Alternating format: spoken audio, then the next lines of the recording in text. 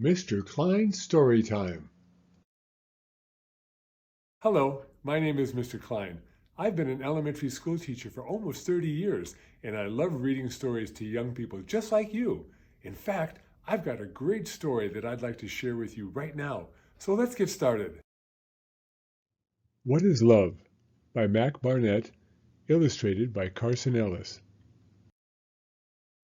When I was a boy, in the garden out front of the house where we lived, I asked my grandmother, "What is love?" My grandma was old. I thought she would know. She picked me up in her arms and said, "I can't answer that." "Who can?" I asked.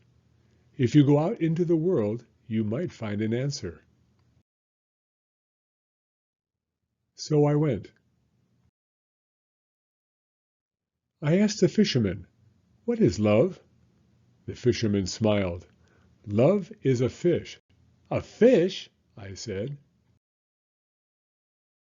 "It glimmers and splashes just out of reach, and the day you catch it, if you know what you're doing, you give it a kiss and throw it back in the sea." But I don't like fish," I said. "They're slimy and taste bad, and they have creepy eyes." The fisherman sighed. "You do not understand."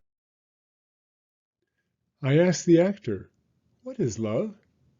The actor smiled. "Love is applause." "Applause?" "It's the hoots of the crowd, the sound of their hands. You stand in the footlights while they all scream your name. Sometimes they throw flowers. At that moment you know. You exist. You are seen." "But the crowd leaves," I said. "They go home." The actor sighed. "You do not understand." I asked the cat, "What is love?" The cat smiled. "Love is the night." "The night," I said. That sounded all right. But before the cat could explain, a dog chased it away. "Wait!" I said. "Stop! What is love?" The dog looked back and said, "This." I asked the carpenter, "What is love?" The carpenter smiled. "Love is a house." "A house?" "You hammer and saw and arrange all the planks. It wobbles and creaks, and you alter your plans, but in the end the thing stands, and you live in it." I said, "I'm not allowed to use hammers. Once I busted my thumb." "I don't mean a real hammer. I'm not talking about thumbs." "It got busted real bad." The carpenter sighed. "You do not understand." "The farmer told me love is a seed." "The soldier told me love is a blade." "That soldier told me love is a horse." "But the cart driver said, 'No, it's a donkey.'" "A sports car, a donut, a lizard, a ring, the first snow of winter, a maple in summer, a grizzly bear, this pebble right here. These are all things people told me love is." I asked the poet, "What is love?" The poet smiled. "Sit down and I'll tell you," he said.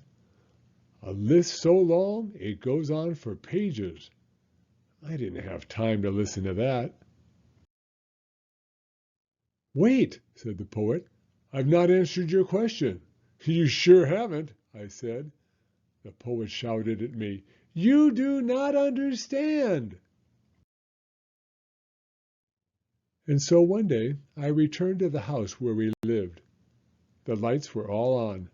I smelled dinner cooking. My dog barked gladly at me from a window upstairs. I took off my shoes and I stood in the garden. I curled my toes so they dug into the dirt. I sighed.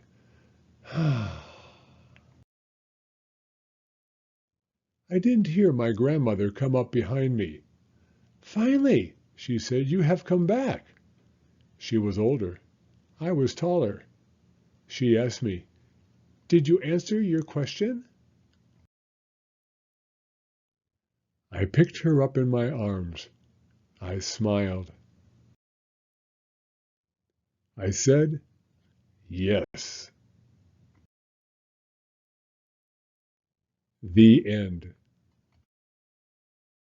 Thank you for coming to Storytime. If you like this video, please give it a thumbs up. I read new stories every week, so be sure to hit the subscribe button if you'd like to hear another one. Hope to see you again soon.